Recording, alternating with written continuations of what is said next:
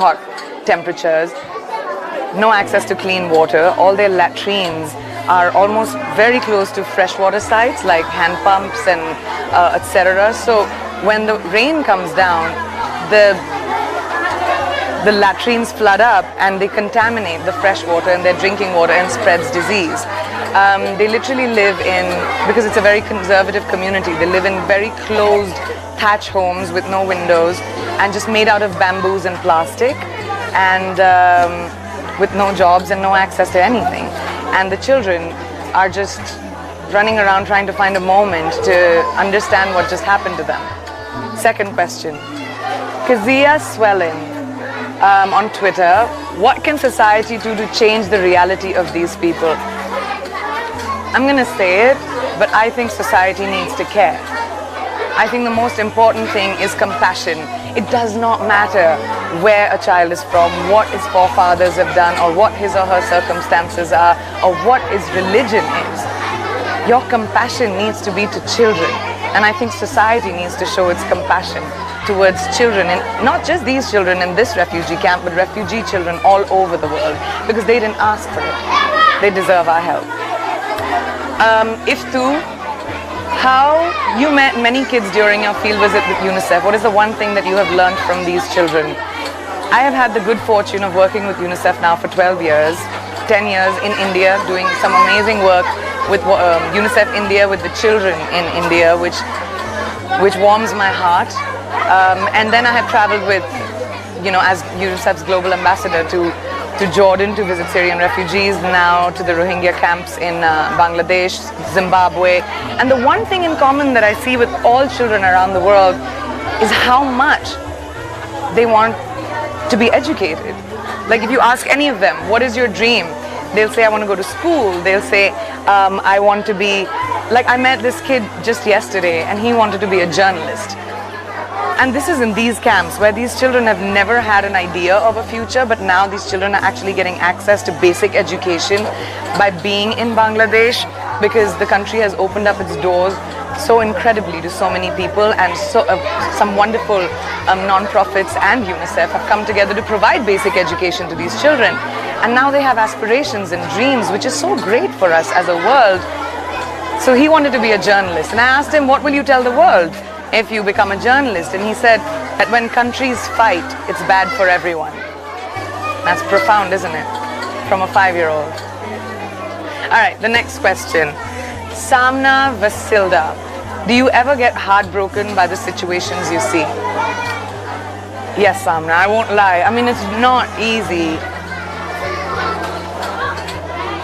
It's not easy to see children in circumstances like this and not be able to do much. I mean, I get a lot of people saying, why don't you adopt a whole class of children and bring them back to your home, or why don't you do that, or why don't you do this? That's not the answer. No amount of contribution from your end or my end no amount is too small. Whatever you can give will help these children get so much. Now, we don't need to harp on about what each one of us does, but no donation is too small, and that's all we need. So yeah, my heart breaks every time, and yes, I get very emotional, and when I go back to my life, it takes me a really long time, and I can't wait till I make my next trip again to showcase what children around the world are facing and what troubles they're facing, because as a global citizen, I feel like it is my responsibility and my duty to make sure that the world cares. And I take that responsibility very seriously. So even though my heart is broken, I see the smiles on their faces, and I see how little they have and how happy they can be, and I feel positive that the world will care about these children and their smiles. All right, next question. Jessica Marie, how has becoming a UNICEF Goodwill Ambassador changed your outlook on life? My parents were very philanthropic when I grew up, so I can't say that I wasn't aware of the difference us, people like you and me, who live in privileged society, can make to people who don't have the privileges as us. But I think working with UNICEF and traveling around the world, I was exposed to so much poverty, sorrow, lack of education in my country itself. And when I worked with UNICEF and a lot of other NGOs earlier, and now even, you know, I got to see how much we can do in terms of our contribution. And then I started traveling with UNICEF as their global ambassador all over the world. And the world matters to me. I care about the world because we have just one. So the outlook on my life has changed, that children all over the world matter. Whether it is my own country, India, whether it is in the country I live in, which is the US, or any of the countries that I travel in, children matter. And your compassion towards children matter, not their circumstances. So that's the outlook that's changed for me. Oh, hello Henrietta, UNICEF Executive Director, Henrietta 4. We're very excited, thank you. What is the greatest need you see amongst these Rohingya children? That's a really difficult question because I think their need is for everything that children require to grow up. Their basic need for food, clean water, sanitation, education, clothes, shelter, just every single thing that you would need from a child, for a child to grow up adequately and not have a stunted growth, is what these children need. They don't even know when their next meal is coming. So I think the greatest need, especially with the impending monsoons coming up, is the entire world caring and donating whatever little you can, so that we can at least make sure that the structures that have been created, these makeshift structures that these children are living in with their families, when they get flooded, or maybe they don't get flooded because we make them concrete, but when they get flooded, that we have the ability to rebuild that so that they can live in a safe sanctuary. I think that is most important. Pooja Gupta, how do you control your emotions when you see the struggle of these children? Because my emotions are not as important, Pooja, as what they are going through. I may feel sad. I feel sad when I'm talking to you about it right now. But they don't deserve to see that because they've seen horror and carnage and a life that you and I probably could never imagine. And just hearing their stories, like yesterday, a 16-year-old girl told me a story about how she was pulled out of her hut after her sisters were raped and threatened at knife point, and she fought back, she clawed people, and then she was let go because she fought back. And I asked her, I said, what gave you so much strength? And she said, if you're born, you will die. And I'm not scared to die today, but I will not let someone take away my dignity.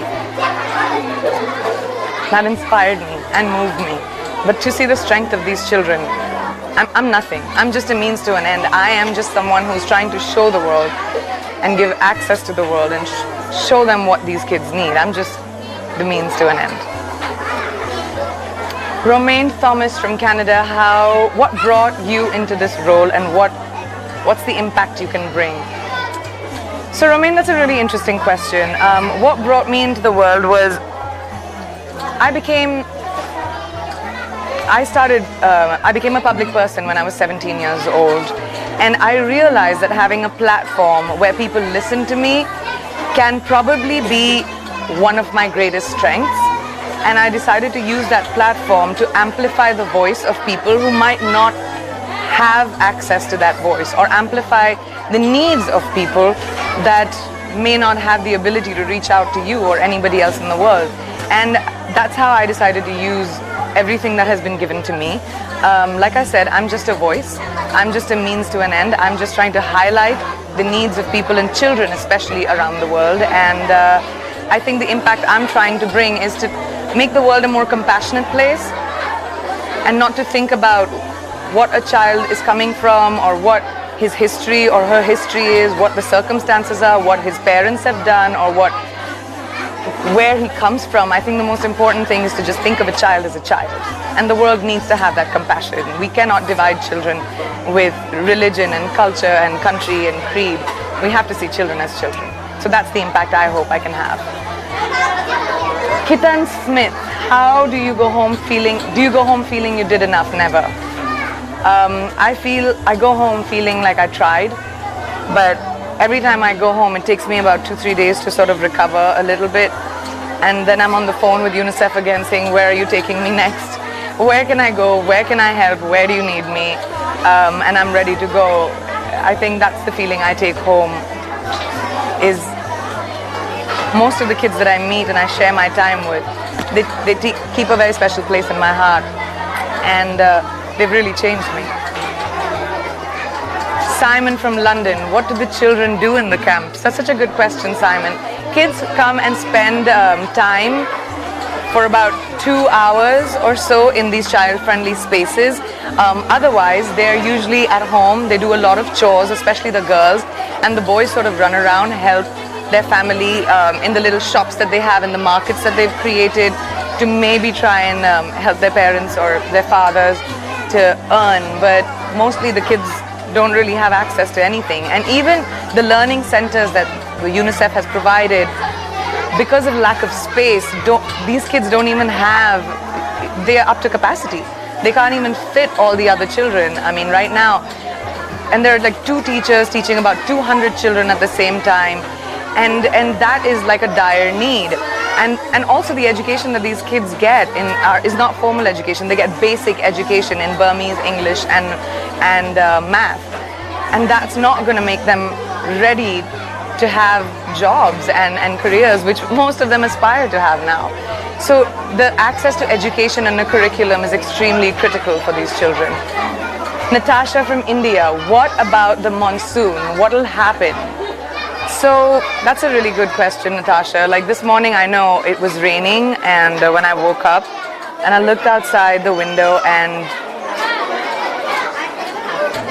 it was rain, and the first thought that came into my head, because I've spent 4 days in these camps, was what's gonna happen to this?